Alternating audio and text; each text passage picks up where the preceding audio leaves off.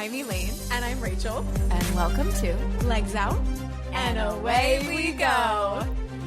This is the podcast where we tell you about Formula One our way. The races, the cars, the drivers. We are obsessed. And here's why you should be too. Hi. Hi. We need names. Who even are you? That's Rachel. And that's Elaine. Welcome to Legs Out. And away we go. That was cute. Yeah. Oh, Rachel. What did you do for Valentine's Day? I was in my cute little house and I had pasta and wine from our trip to Italy right before we were in Imola. And so I was reliving some of that F1 Italian goodness. What about you? Is there anything better? No. There's not. You period. could actually be in Italy. Well, yes, that is better. Correct. I kind of did the same thing. I made meatballs from scratch and I cooked them in the sauce. Ooh, yum. So you drop, which sounds a little crazy, but you drop the raw meatball in the red sauce and it flavors the red sauce. The red sauce is just, I call it passata. It's like just crushed tomatoes. Crushed tomatoes. And Is there anything better? No. Exactly. Nothing. You put a little bit of onion in. You don't even have to like cut it up. I just like put a half an onion in, clove of garlic, let that simmer. Delicious. What do you eat it with? Meatballs and pasta? Orzo? Wine. Just put it right in there. That's great. Or gluten-free pasta if you have a gluten intolerance, which I do not, Yes, but my partner does. You're a good wife. I want to talk about how the Formula One ners. Formula Oneers. Those little drivers, those ones are. I want to talk about how the drivers spent their Valentine's Day. Ooh, do you know? I don't. Oh. But we're going to speculate? Yes. Excellent. Formula One, in fact, released their own like paper Valentines that you could cut out and give to people, which as someone who has a little child, holidays for your class are like kind of the bane of your existence because there's so much extra. This is even like before homework. I'm dreading homework time. But Valentine's, you have a running list. It's like, you're like the politician. You're have like to like Santa of Valentine's. 100%. And the treats you have to try to pick a treat that's like allergy friendly or possibly a toy, but they don't come in packs of like however many are in your class. You can't buy 16. You have to buy like 13 or and 38 then another maybe. pack. Yeah. Exactly. So you always end up with too many. No matter what you do, you can give me a toy. I would be happy to. Okay. I have so many Welch's fruit gummies. Oh, perfect. Wait, legitimately, I love those. Really? Yeah. Those are my favorite ski snack. Oh. Yeah, because you can like pretty easily eat them with gloves. It's nice. It's nice. That's cute. Yeah. You learn something new about your friends every day. All right. Well, anyway, these are the Valentines I wish I could have printed out and sent with my son to school. I'm going to have you rate them. Okay. On a scale of 1 to 10? Yes. Okay, great. Okay. This one is Max Verstappen. Do you want to be my Valentine? I'm going to give that a 9 out of 10. It's probably a 10 out of 10, but I got to leave a little gap in case something beats it. Okay. Excellent. You're the one for me, Lando Norris. No. Oh, really? 1 out of 10. 1 out of 10 for that one. I kind of like No that creativity. One. I kind of like that one. All right. We'd be the perfect Pierre. Oh, wait. That one's quite cute. I haven't heard that. Cute. Okay. That one gets an 8 out of 10. Okay. I think you're Georges. Because it's so bad that it's good. 8 out of 10. Oh my God. 5. All right. Oh, wait. I just noticed this. The T on the 2 is George Russell doing this pose. Oh, perfect. Be my Valentine. 3 out of 10. Yeah, agreed. They get worse as they go on, I feel like. Oh, you're going to love this one. Are you ready? My life would be unbearable without Perfect. you. 10 out of 10. Great. They took the obvious, but they made it really cute. They did great. They 10 did out great. of 10. Okay, a little newsroom side. I didn't know Ollie Behrman wears glasses until I saw him walking into testing one day with glasses on. This is news to me as well. Rachel. A newsroom to us both. Could you be any more attracted to him at this point? I mean, he's a like little young. still in that young that I'm like, you're so cute. You're so cute. let me rephrase that. When you were 18. Oh, I would have been smitten. Uh-huh. Absolutely smitten with Oliver Behrman at 18. knew it. Absolutely smitten. Little hearts on your eyes. Yeah, 100%. All right. Good. That's better. That's better. All right. Here's the best one in my opinion. Not gonna lie. All the signs point to you. So that one feels like a stretch to me. It's very cute. I don't know. I guess I just have seen it a bunch of times. And I'm like, F1, you needed to raise the bar a little bit. So it gets a 6 out of 10 from me. 10. I'm being very persnickety today. You are 10. Will Lou be mine No. for forever? 0 out of 10. No. That one was really hard to read, too. Perhaps you wanted to skew my rating there. You were like, I'm going to really struggle with this one. She'll give it a 0. Struggle. I gotta give that like a 4 or 5 out of 10. Okay. I'm losing my mind over you. Oh, a stretch, but an admirable stretch. 6 out of 10. Okay. I don't want to be alone, so be my Valentine. Perfection. 11 out of 10. 3. Always throwing strays at Alonso. All right. I can't stand to Gabby without you. Now that's good. Really? Yeah, 8 out of 10. Okay. All right. Someone had to work really hard for that. Okay, I'm going to try to. I'm Checoing you out. Okay, we have to set aside the fact that Checo is not our top driver. That's pretty good. Really? Yeah. Yeah, It's a little cheeky. 7 out of 10. because of who he is and the scandal that he was in. That's gross. Yes. That gives me the grossy vibes. Forever not pleased about the alleged rumors that he has not been very faithful to his gorgeous wife and mother of his children. Several children. Several children. You stole my Hajart. I hate it. I hate it. It's a 1 out of 10. It's clever, but something about that makes me like, I just screamed. you did, because I ruined everything, didn't I? I do. I hate it. I read that and I was like, no. I know that you had to make one for him, but no. 10 out of 10 based on your reaction. Okay, this one is the worst one in my opinion, but other people like it. I think you're a Lynn's Blatty. You don't understand it. No, I do. I just don't. I'm going to sound like an 87-year-old grandma, which is precisely how old I've been since approximately 5 years old. Why are we calling people baddies? It's not for me. I don't know. I told you, Rachel, 87. you're a baddie to me. Thanks. You're a total baddie. But you're like a goody baddie. I hate it. Hajar and Batty, get out. I don't like it. All right. They could have done a lot more with, I feel like, Lynn Blatt. What would you say for that? Because I got nothing. I'm avidly in love with you. Yes. Like avid. Oh, yes. Hold on. That was actually quite nice. Yes, see? Like avid, but Arvid. I'm avidly in love with you. Oh, that's very like Jane Austen. It is. Yeah. And that's why this is your specialty. Yeah. Love this. Check. Little sense and sensibility for you. All right. Well, that was our Valentine's segment. Cute. Hope everyone is feeling aflush with love. Yeah. Especially Formula now that Oneers. testing is done.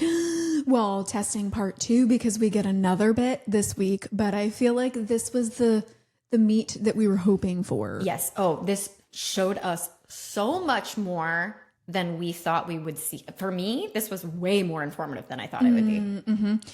And most informative to me is the political engineering that all the team principals are doing right now, where everyone's like, you're the best. Oh, no, you're the best. Actually, I'm terrible. I've never been this bad in my whole life, but you're fantastic. What a benchmark you are. What is it's like it? They're trying to out-compliment each other. It's like hot potato. Yes. It's like literally everybody who holds the hot potato, if they have the best card, they want to give it to somebody else so that no one looks at them. Yes. They're like, don't look at me. Oh, look at Red Bull. Look at them. 1 full second faster on the straights. But it's just on the straight. Yeah. Don't mind the testing times. Well, as always, every time I'm like, I want to get my hopes up. We shouldn't pay attention to testing times, but then also, Rachel, you do have to be fast to top the testing times, right? I think you can get your hopes up. I have learned, what is this? This is actually really only season 4, 5 of being a Ferrari fan, but you learn quickly. You learn quickly. I'm excited, but I have a little dash, like a little sprinkling, a little red pepper flakes of logical guarding my heart. It's that little teeny asterisk. Yes, exactly. Above Exactly. I'm excited. Yeah. Yeah. But I mean, it could happen. Listen, it's looking better than some. That's true. Who do you have in mind? Can we jump right to this? Yes. Because this was the most exciting part for me. Yes. Aston Martin. I should have known. I don't know why. I literally have them written down as worst team coming out of testing. But for some reason, I was like, maybe Elaine will choose a different loser. Hold on. No, we're all there. Let me get my tea. Okay, let's talk Aston Martin real quick. Do we have to? I just want to give you a quote from the Lord Lance Stroll. Sorry, the wee prince. The Lance wee Stroll. prince. Yes, I think that's better than Lord. No, because the Lord is Lord Lawrence Stroll. Yeah. From little wee babe Lance Stroll, who said, quote, "We're 4.5 seconds off the pace." That's an actual eternity in Formula One times. 4.5 seconds? Yes, that's like 15 laps. Like, to do we other get teams. to the point where we're worried about the 107% in qualifying? Do we get to the point where we wonder if Adrian Newey has dementia? Well, oh God, no. Why? No, it is Fernando Alonso's rotten luck that they finally get the genius of aerodynamics, and then they're like, just kidding, we're now in an era where aerodynamics means next to Don't nothing. It's matter. all about your power unit. Yeah. And Alonso's like, cool. Honda, you're following me around and you brought me a piece of SHIT. Yeah. Here's what I love about Fernando Alonso. Okay. I'm going to give you something. Good. He is, along with Max, one of the old school drivers that will let you know when he's disappointed. Yes. He is not afraid to shade it up on the radio, to tell it to your face. Mm-hmm. He's like full Kevin Magnuson, like, suck my balls, mate. Like he wouldn't say that, but he would say something similarly abysmal. And for that, I look kiss. forward to this season like none other. I'm glad that this is a compliment for Fernando Alonso. Wish it wasn't that, because I think you're right. I think we're going to get a lot of very snarky, very irritated Fernando Alonso. A Spanish reporter who is quite close to that team, quite close to Alonso, reported that Fernando Alonso just straight up threw his gloves on the ground, which is very Bridgerton of him. I enjoy the it is the historical fiction era that we're delving into here. But you got to be pretty angry to do that. Mm-hmm. Oh, and it's really not looking good. I think it's not looking good for a few people. Okay. It's also looking confusing for a lot of the drivers. Correct. But before we move away from Aston Martin, can I just say, I sent this in our group chat this morning. And I almost spit out my coffee when I saw the official pictures that they have released for their 2026 lineup of Lance Stroll and Fernando Alonso. And my God, do they look ancient? What is going on? I think that they do need to maybe change the lighting in the studio where they're doing these, because these are really attractive men. The entire grid, there's not a single person. There's one. There's no other people that I'm like, you are bad looking. Even the not great looking people are excellent looking people. And yet somehow, this is not his most wonderful image. But I would say that is just the life well lived of wisdom. And also the fact that Honda will never give him a good freaking engine. Why is his luck so bad? Can I just say, that was the shadiest I've seen you be in a while. There's no one. Well, maybe there's one person. Other than that, there's no one else. Like, keep all of that in. Everyone else can just guess who my one is. Anyway, they're using an age filter or like there are 5,000 filters. You could just add a little bit of sparkle filter. Well, it's the opposite at Ferrari. They have these two absolutely gorgeous men, and they are like AI filtering them out the wazoo, such that they don't even look like the humans that they are. So just, use your cameras better. Can we compromise? Yeah. Yeah. Yeah, I think Yes, we that would can. be wise. I think that would be wise. Yes. All right. So, speaking of compromise, Yes. I am curious about the start procedures. Have you seen all of the drama that's surrounding this? I have seen some. Based on what I'm seeing, the conundrum is how long to let the cars warm up their, like they want to give the cars a full 10 seconds. So they are trying to overcome turbo lag, basically, which, you may experience that in your own car. But this was apparently an issue that was brought up many months ago by the wonderful, intelligent Ferrari team principal, Fred Vasseur. He said, hey, without the MGU-H, which we mentioned when we were talking about the 2026 car, that has been removed because it's quite heavy. But it was focusing on heat recovery, and it was a big portion in how the cars were spooling up their turbo part of their engine so that they could, accelerate off the line rather quickly. And so without the MGU-H, these engines don't have the electrical assist to pre-spin the turbo. Fred spotted this and was like, hey, guys, this could potentially be an issue. And everyone was like, no, it's not gonna be an issue. Don't worry about it. And so Fred signed off on a design for the car that worked around this and took that stumbling block into consideration. And so the Ferrari, allegedly, doesn't have as much issue with this problem. Now, you may all say, but what about that video that's going around with our wonderful tech man, Sam, right? Yes. Sam, where he basically looks like he's in a scene of The Office where he says, Ferrari doesn't have to rev their engine nearly as high. And then the camera pans to Lewis Hamilton, and I counted. That man is revving the engine for 19 seconds. What can you do in 19 seconds, Elaine? Oh, I can multitask like a motherfucker. Yeah. I can do 10 million things. I counted in ballet class this morning. I did both sides of the Petit Allegro. Oh! It was a short Petit Allegro. But you can do many things. Yes. In 19 seconds. Now, that was probably more. Also, what Sam said, to be fair, was teams are vying for some sort of reform within the rules, and it's being blocked by this team. By Ferrari. And then it pans over to Hamilton in the car like...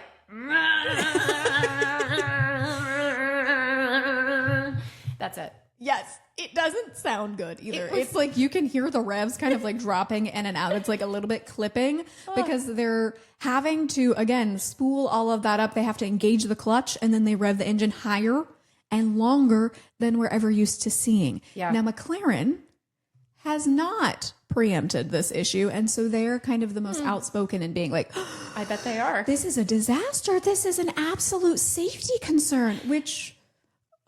Well, this is when I'm talking about politics. We're trying to like peel back. Oh, yeah. Who is actually concerned about the safety and who is just like, well, we failed at this. And therefore, all other teams are going to have to, get their hand held when Ferrari for once did something well. Ain't that how the cookie crumbles? So this is what Andrea Stella said about the safety risk. Yes. We need to make sure that the race start procedure allows all cars to have the power unit ready to go, aka not that 20 seconds of revving, because the grid is not the place in which you want to have cars slow in taking off the grid. This is a bigger interest than any competitive interest. Okay. So I think all the teams in the FIA should play the game of responsibility when it comes to what is needed. What do you think? There are two things going on here, I think. One, I think all cars need a fair shot at going out of the grid with the same opportunity. So if you are last on the grid and you don't have that chance to properly warm up your engine, that's not a fair shot. Everyone needs the same shot. Well, then you could just say, well, qualify better. Oh. Could you now? I'm being a little snarky because I a little bit agree with you, but I also think at the end of the day, this is a formula-based sport, and so your success is going to be measured by how well you can engineer to that formula. Oh, 100%. And you want to qualify better, but so already you're at a disadvantage because you're at the back. You need the equal shot once you're there. In my opinion, you should all have the same. You all got the same specs. every engine should have the same capability of leaving at the same time. Because they got to make their engine. No, so I'm not saying it's going to output the same. Okay. I'm saying they should all be ready to rev and go at the same time. You're taking longer because you didn't have the chance. Give everybody a fair shot. Everyone gets a fair shot, whether you're 50th on the grid or first on the grid. Well, something that will be really curious. Valtteri Bottas talked a lot about this, seeing that he will probably be at the back of the grid. And also he still does have that 5-second penalty he's going to have to serve in Melbourne from his a season ago penalty. He was talking about that the back marker is going to have time by the time everyone has come around to have time to do this rev for the approximately 10 seconds. I'm doing the 19 because that was Lewis, but that was on the longer end of things. It's looking like about 10. But my bigger question is, sure, the back markers need time, but then the people who have done the best job and are at the front are sitting there letting their tires cool while the cars at the back are having to rev their engines. And so this is going to be interesting. I'm interested to see on how the teams overcome this rather big obstacle. I'm hoping it doesn't need intervention, because at a certain point when one team has made allowances for this, the other people, I think you just need to figure it out.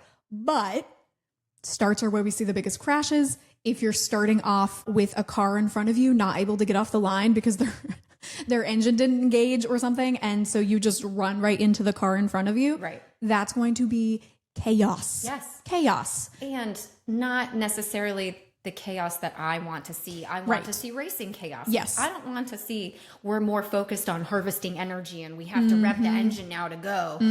I think that's bullshit. Also, I just realized I didn't make my second point. I think Andrea Stella is full on bullshit. This whole weekend or this past week of this second round of testing, bullshit. I think everyone is. Everybody's lying through their teeth. Oh, I don't know. I think our engine is terrible. Right. And I think this is a problem. And the only people who are like actually talking about what's going on are the drivers. Carlos Sainz. George memorized his PR script so well that he like spewed statistics and numbers, EU and the PA and the 601. Yeah. I never remember what the awards are, but what's the award for actors?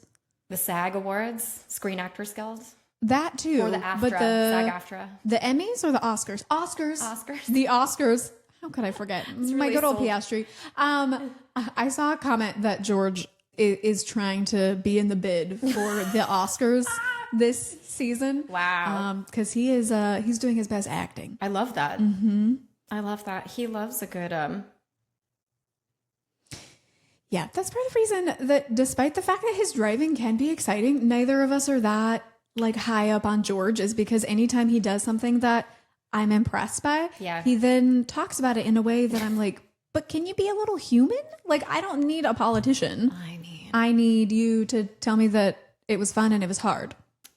Which leads us right into Max Verstappen has had some things to say about driving these 2026 cars. Bless. And then Lando Norris had a comeback. Yeah, I'm very interested to hear what you think about that. Okay, let me read Max Verstappen's quote because I am in love.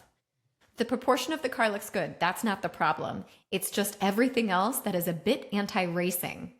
Probably people will not be happy with me saying this, but I am outspoken, and why am I not allowed to say what I think of my race car? He's absolutely right.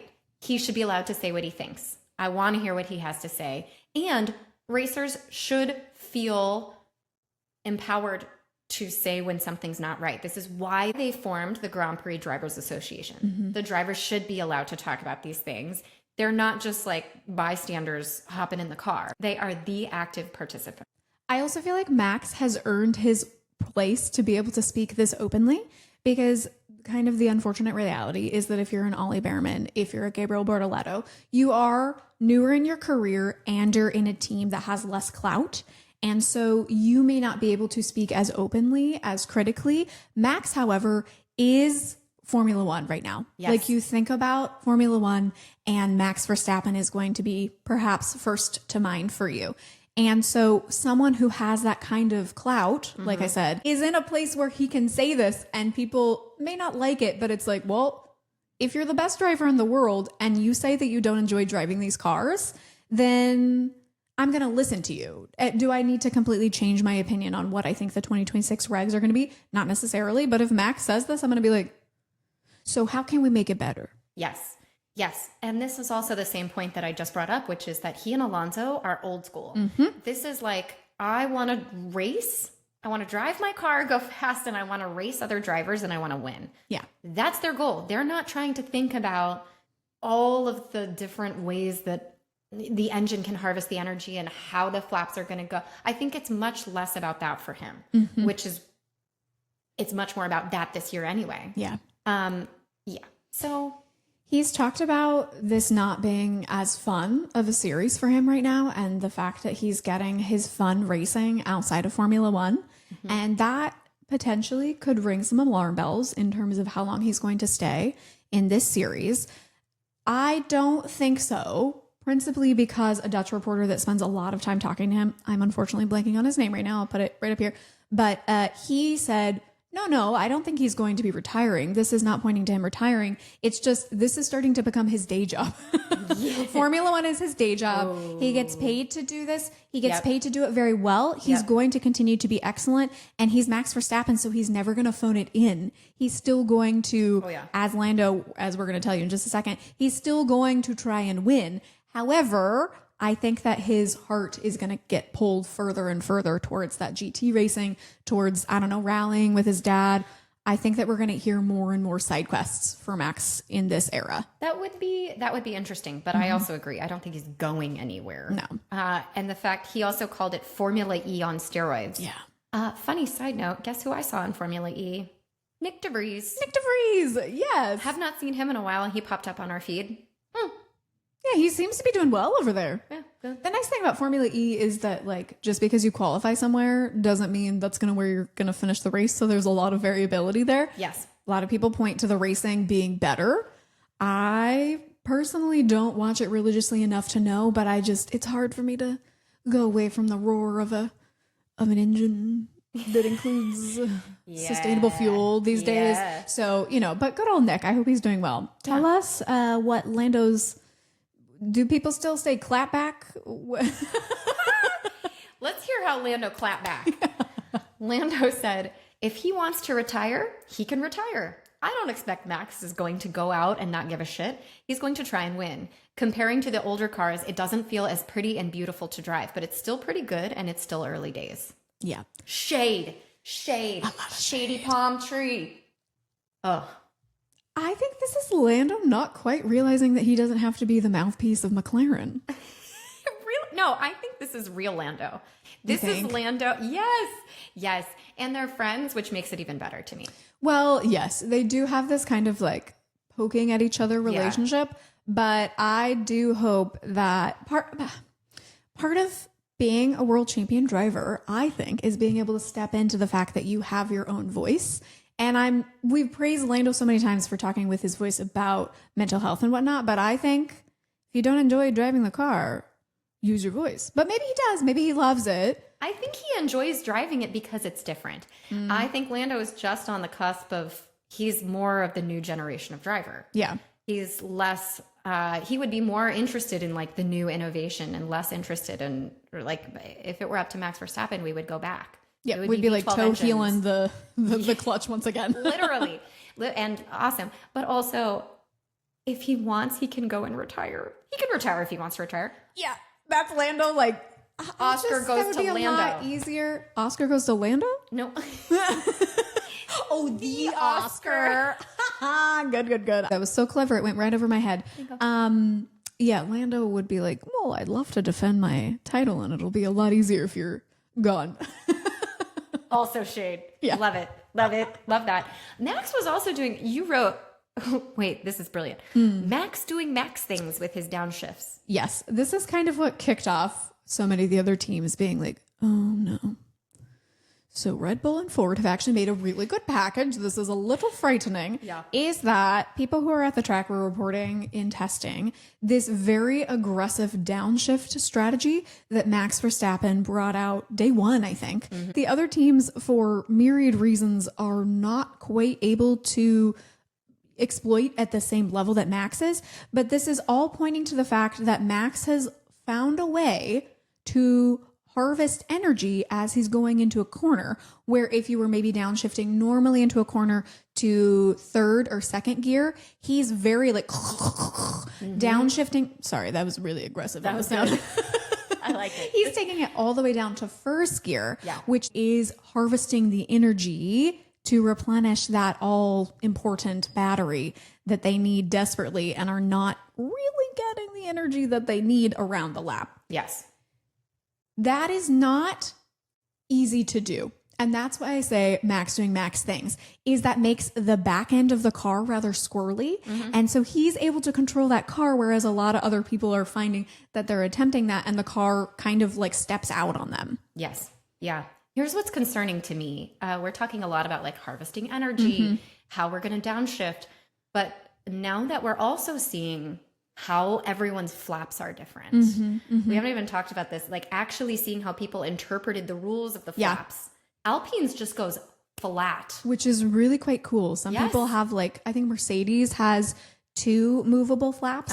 Other people just have the one. Some it's pivoting from the top, some from the bottom. Alpine does just kind of pivot from the middle. Yep. And just pure flat. So interesting. Now, I love Formula One. This is literally, we are so excited this episode. Yeah. I can feel this like, we can give them some of the energy that they need because the cars are energy starved, but we are getting so much energy from learning new things. We can just donate it. Mine will be going straight to Ferrari. You can send it right to Max Verstappen. I'm going to send it to a lot of people. Okay. I've got a lot of energy to give. Excellent. Oh, that's very kind of you. Thank you. Okay. So here's what I'm concerned Back about. to business. No more generosity. Here's what I'm concerned about. The drivers don't seem to know, i.e. Charles Leclerc said he's not really sure when to overtake and how to overtake. I had not seen that specific comment, but yikes.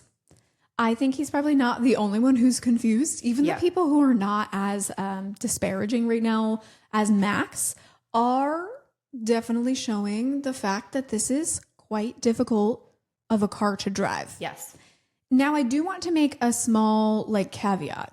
It seems like the cars, in terms of their size, the aero profile, there's a lot of success in that. A lot of the weird things that people are having to overcome is power unit driven. So it's the engine that is causing the issues, not the actual car, but we're kind of referring to the entire package because it's all so new.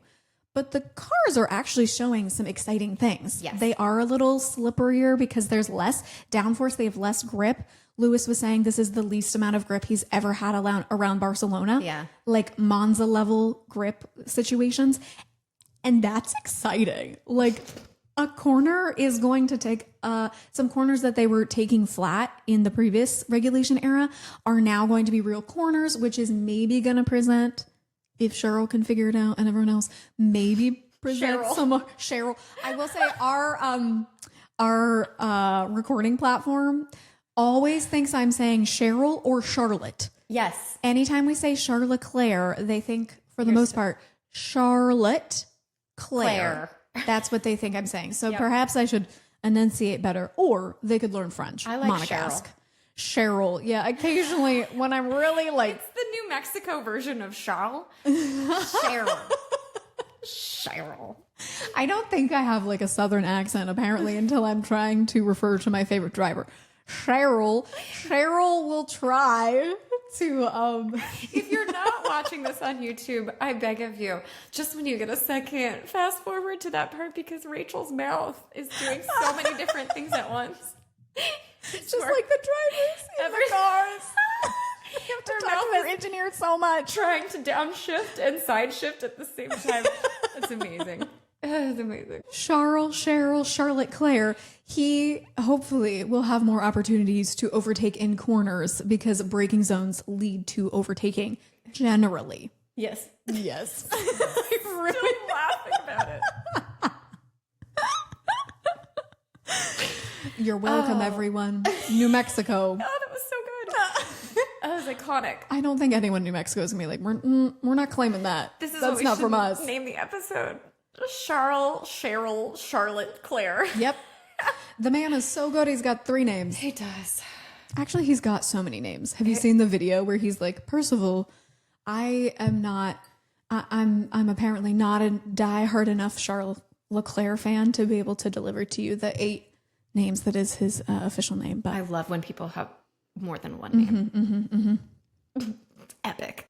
All right. So is there anything that you are looking forward to for this next week of testing? I'm looking forward to that politics having to fall by the wayside. I want to see some actual steps forward in energy management, both because I'd like to see who's, coming out on top, and also because I think that as fans, I would really like this to live up to the promise of the better racing. I think if the teams don't get on top of the energy starving situation, then we're going to have a couple really weird races in the beginning. I do have faith that the teams are smart enough that we will end up with a car that is interesting to watch. I have faith in the teams. I don't have faith in these insane regulations that they have thrown out to pan out the way that they want them, the FIA wants them to. Yeah. I'm concerned because of how concerned all the teams are, that this is not something that they have enough time to get a handle on. Yeah. It's looking a little iffy. Yeah. I hope that they have not built a regulation set that attracts manufacturers. Because great, that's worked. Cadillac, Audi, we have new names, new big names here. But I do not want that to happen at the downfall of great racing. Right. So I'm not sounding any alarm bells yet, but I very much would like them to start making steps. Now that they have all of this data, I want them to use their big, giant, beautiful brains and figure out how this is going to be excellent management in Barcelona testing round 2. Yes. Snaps. Let me tell you what I'm excited for. Yes. I hope the drama and politics continue. I hope we actually get to see some racing. Yeah. And the season is coming up. Oh my gosh, it's in like 3 weeks. Which means, guess what's coming out soon? Oh, Drive to Survive. Exactly. And I've heard, this is the rumor mill. Drive to Survive has already written 2 episodes for the next season based on all of the drama that's happening with these new regulations. And I'm so excited. Which frankly, I will say is probably a boon for Drive to Survive because I think they were kind of running out of steam. And so what a good word. Oh, thank you. Treasure. I think that, that's from you. Elaine was like, boon. And I was like, yeah, what a great word. Anyway, I think Drive to Survive was almost kind of coming to the end of our attention spans because it was like, well, what other drama are you going to spool up here? Just like the revs on the engines. But I think this is a brand new mountain for them to tackle. Yes. And I think it got for a while, like, what are we allowed to say and not allowed to say? The first season was fucking Wild West. Right. So like, yes, you're allowed to say whatever you want. The drivers then got in trouble, PR, blah, blah, blah, blah, blah. So it got a little scripty. Made me upset because they left out certain parts of the season that they should not have left out. But do you know what we're going to get in this season of Drive to Survive? What? Christian Horner firing. I need them to be transparent and bring out every little bit of scrumptious cake about that downfall. Crumbs. No crumbs, Netflix. Leave no crumbs. Yep. Okay. Woo. Well, with those goosebumps. On that, there's nowhere else to go. So excited. Okay. Do you have questions about testing? Are you curious? Do you have better Valentines that you could have written for Formula One? I'd love to see those. Please let us know. We would love to hear from you. Follow us on all the socials. Get us wherever you get your podcasts. Write in. Subscribe. That really helps us. And the metrics for the metrics queen. Yes. All right. So we'll be back next week with another update on testing and maybe a few other little cute nuggets that we can give you. So with that, it's legs out And away we go. We'll see you next time.